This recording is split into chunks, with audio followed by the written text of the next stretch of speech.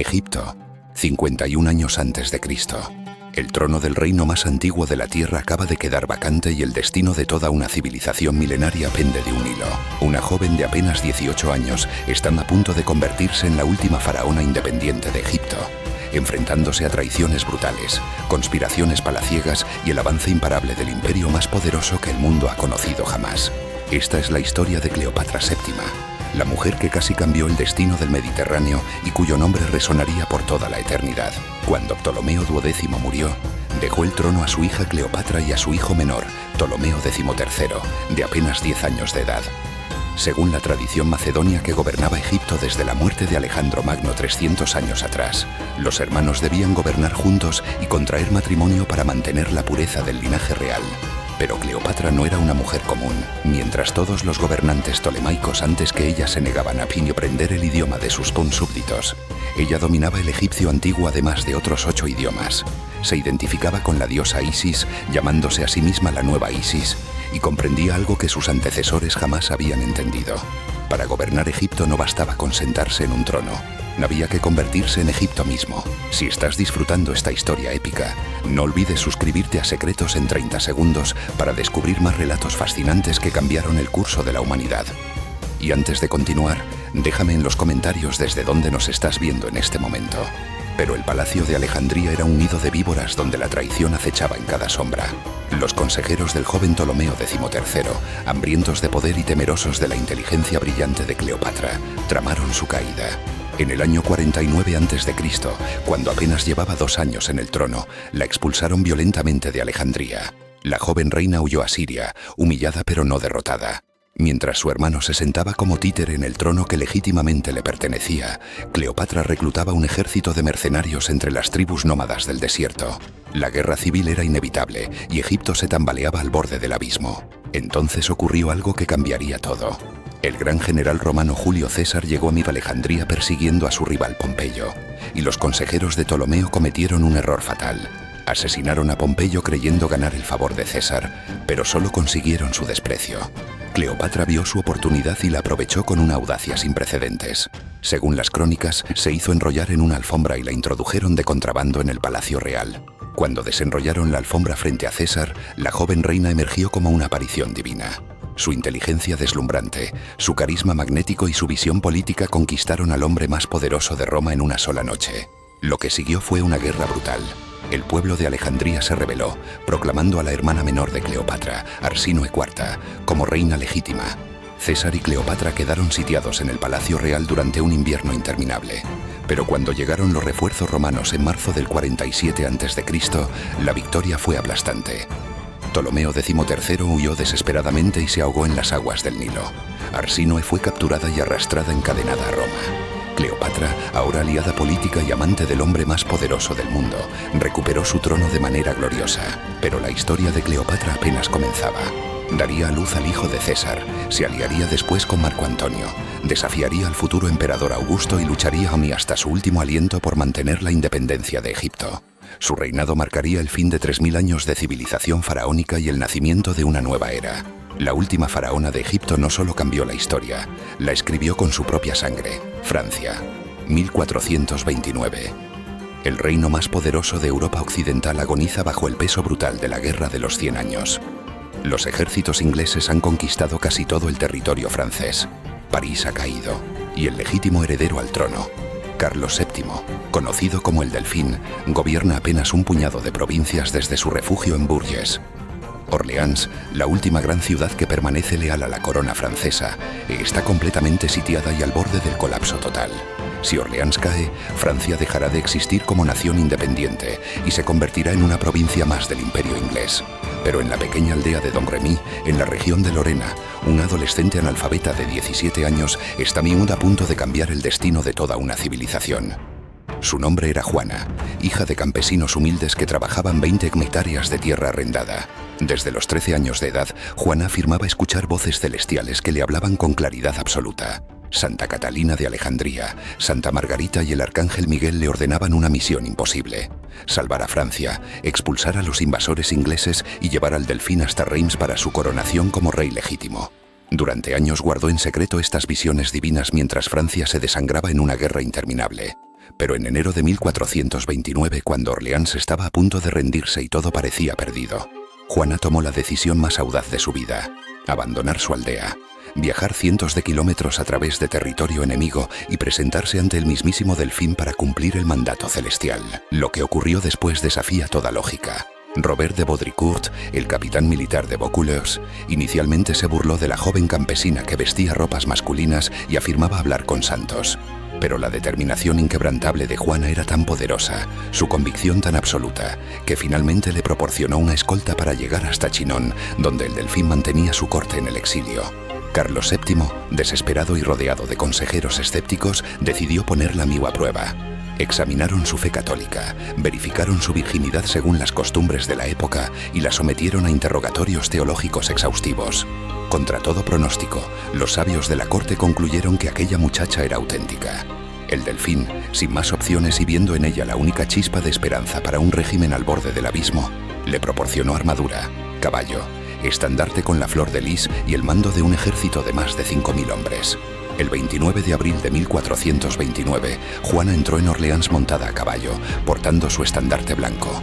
Los soldados franceses, desmoralizados tras 6 meses de asedio brutal, vieron en aquella joven una señal divina y su moral se transformó instantáneamente. En solo 9 días, Juana logró lo que los mejores generales franceses no habían conseguido en medio año. Rompió el cerco inglés de manera gloriosa. Luchó en primera línea. Fue herida por una flecha en el hombro durante el asalto a la fortaleza del Esturel, pero se levantó y continuó dirigiendo el ataque hasta que la bandera francesa ondeó victoriosa sobre las murallas. Los ingleses, aterrorizados por aquella doncella que parecía invencible, huyeron en completo desorden. Francia me había recuperado la esperanza. Tras la liberación milagrosa de Orleans, Juana continuó su campaña imparable.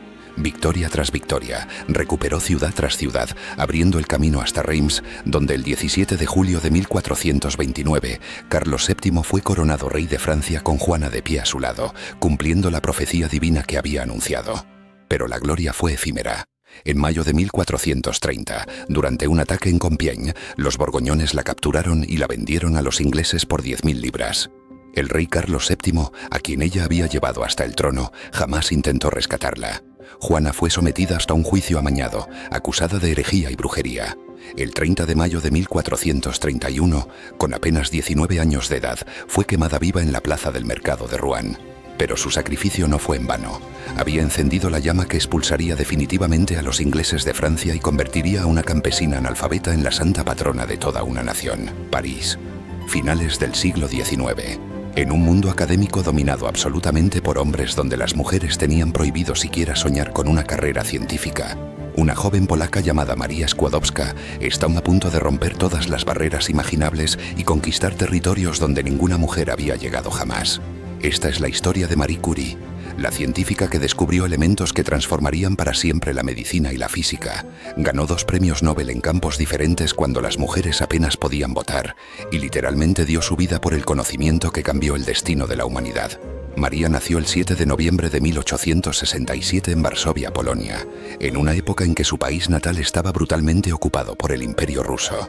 Su familia valoraba la educación por encima de todo, pero las universidades polacas estaban cerradas para las mujeres por decreto imperial. Brillante y hambrienta de conocimiento, María trabajó durante años como institutriz, ahorrando cada moneda para financiar los estudios de su hermana mayor en París. El acuerdo era simple pero heroico. Primero estudiaría su hermana, luego ella. En 1891, con 24 años de edad y casi sin dinero, María Skłodowska llegó finalmente a París para matricularse en la Universidad de la Sorbona. Vivía en una buhardilla helada del barrio latino, sobrevivía con panité y estudiaba hasta el agotamiento físico. En 1893 se licenció en física siendo la primera de su promoción y un año después consiguió también la licenciatura en matemáticas. Entonces conoció a Pierre Curie, un brillante físico francés que compartía su pasión absoluta por la ciencia. Se casaron en 1895 en una ceremonia sencilla donde Marie vistió un traje de laboratorio azul oscuro en lugar del tradicional vestido blanco, simbolizando que su verdadero matrimonio era con la investigación científica. Juntos formaron el equipo científico más extraordinario de la historia moderna. En 1896, el físico Henri Becquerel descubrió accidentalmente que el uranio emitía radiaciones misteriosas sin necesidad de fuente externa de energía. Marie vio en este fenómeno inexplicable la oportunidad de su vida y lo eligió como tema para su tesis doctoral. Comenzó a investigar meticulosamente estas radiaciones invisibles en un cobertizo destartalado que hacía las veces de laboratorio, donde el frío en invierno era tan brutal que los experimentos se congelaban. Lo que Marie descubrió cambió la ciencia para siempre. Acuñó el término radiactividad para describir este fenómeno misterioso y demostró que la radiactividad era una propiedad atómica inherente a ciertos elementos. Pero lo más impresionante estaba por venir. Descubrió que algunas muestras de pechblenda emitían radiaciones mucho más potentes que el uranio puro. Esto solo podía significar una cosa. Había elementos desconocidos todavía más radiactivos ocultos en el mineral. Entre 1898 y 1902, Marie y Pierre procesaron toneladas literales de pechblenda en condiciones infrahumanas. De una tonelada completa de mineral, extrajeron apenas un decigramo de un nuevo elemento que Marie llamó polonio en honor a su amada Polonia ocupada.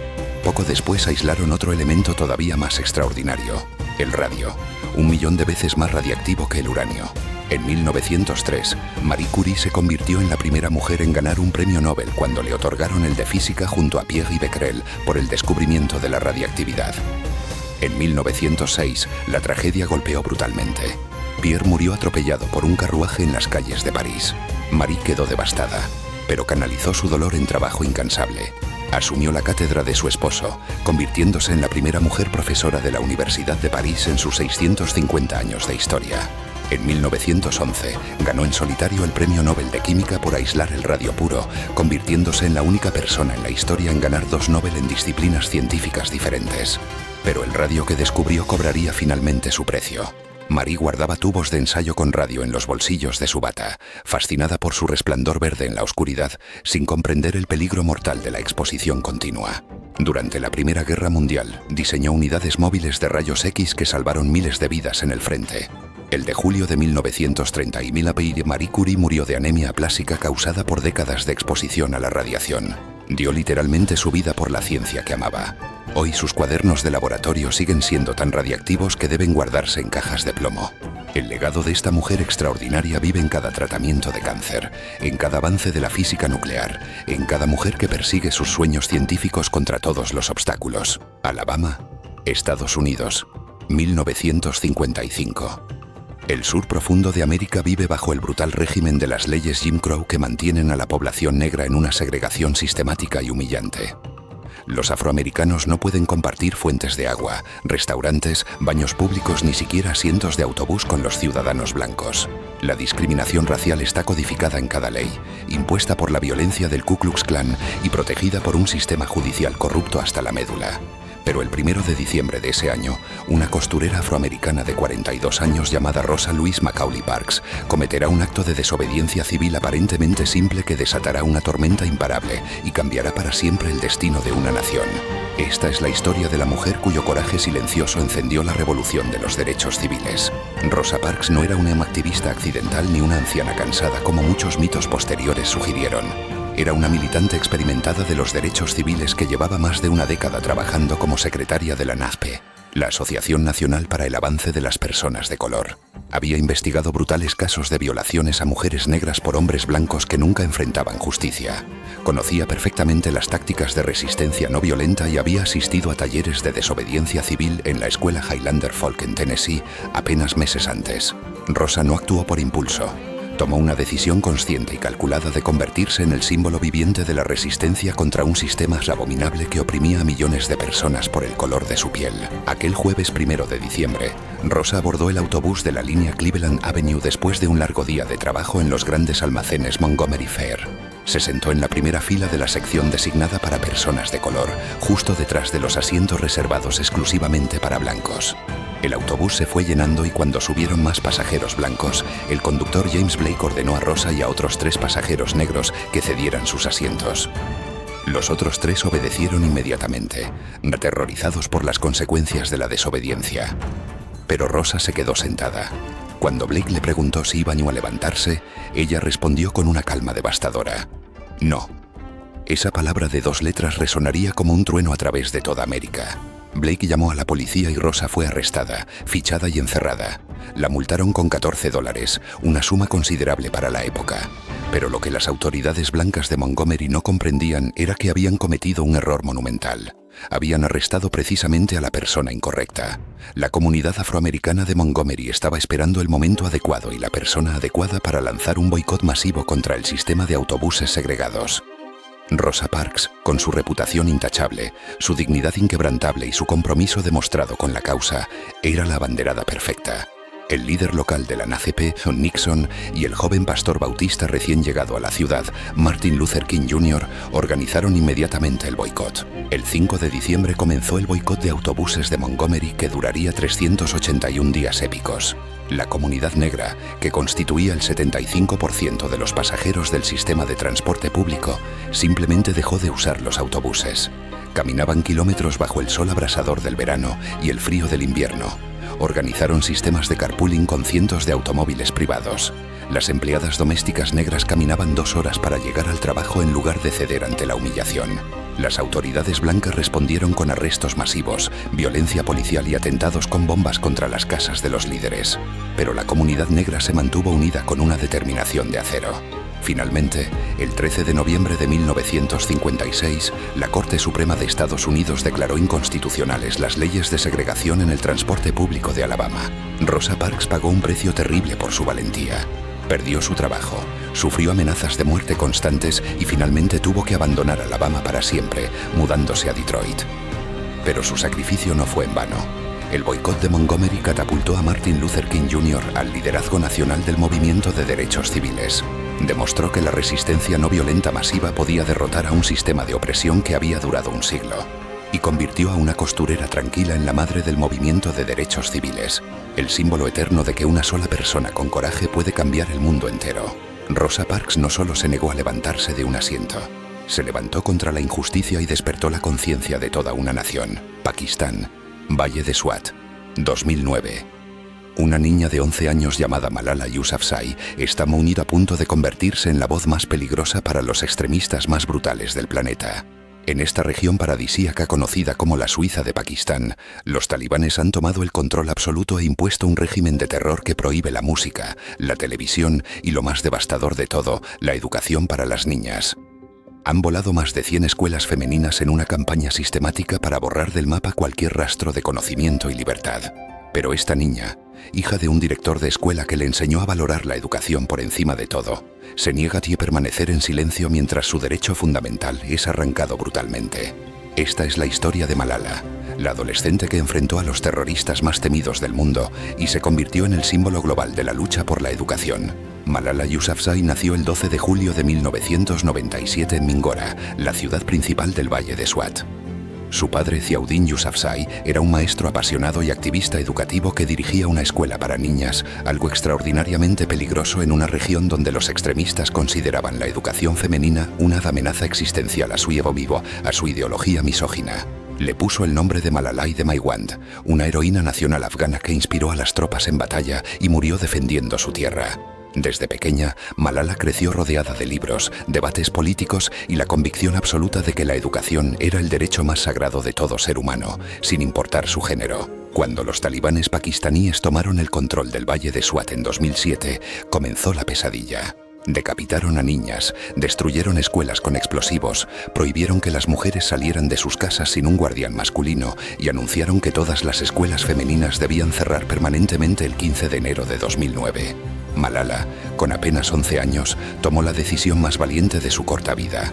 Comenzó a escribir un blog anónimo para la BBC Urdu bajo el seudónimo de Gul Makai, documentando la vida cotidiana bajo la ocupación talibán y su lucha desesperada por continuar estudiando. Sus palabras, escritas a mano y enviadas por correo electrónico a través de un periodista, llegaron al mundo entero. Describió el sonido aterrador de los bombardeos nocturnos, las escuelas reducidas a escombros humeantes y su determinación inquebrantable de seguir aprendiendo aunque tuviera que esconder sus libros bajo la ropa. Su identidad fue eventualmente revelada y Malala se convirtió en una activista pública, dando entrevistas a medios internacionales y recibiendo en 2011 el primer Premio Nacional de la Paz Juvenil de Pakistán. Los talibanes la consideraban una amenaza mortal a su propaganda y decidieron silenciarla para siempre. El 9 de octubre de 2012, cuando Malala tenía 15 años y regresaba a casa en el autobús escolar, 2 hombres armados detuvieron el vehículo. Uno de ellos subió y preguntó por Malala. Cuando la identificaron, le dispararon espina quemarropa en el lado izquierdo de la cabeza. La bala atravesó su cráneo, rozó su cerebro y se alojó en su hombro.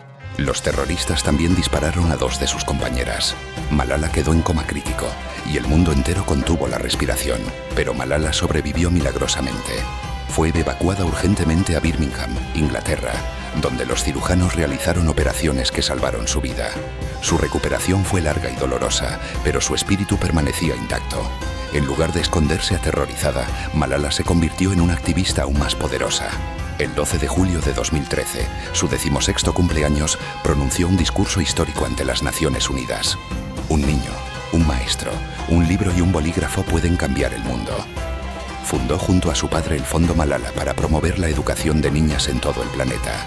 El 10 de octubre de 2014, a los 17 años de edad, Malala Yousafzai se convirtió en la persona más joven en recibir el Premio Nobel de la Paz, compartido con el activista indio Kailash Satyarthi.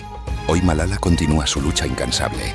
Se graduó con honores en Filosofía Política y Economía en la Universidad de Oxford en 2020 y trabaja como mensajera de la paz de las Naciones Unidas. Su historia demuestra que el coraje no tiene edad, que una sola voz puede desafiar a los ejércitos de la oscuridad y que la educación es el arma más poderosa para cambiar el mundo. De Cleopatra a Malala, estas 5 mujeres extraordinarias nos enseñan que el género jamás determina la grandeza, que la valentía puede nacer en cualquier corazón y que quienes luchan por la justicia y el conocimiento escriben sus nombres con letras de fuego en la historia de la humanidad. Si estas historias épicas te han inspirado tanto como a nosotros, suscríbete a Secretos en 30 segundos para descubrir más relatos que demuestran que una sola persona puede cambiar el destino del mundo entero.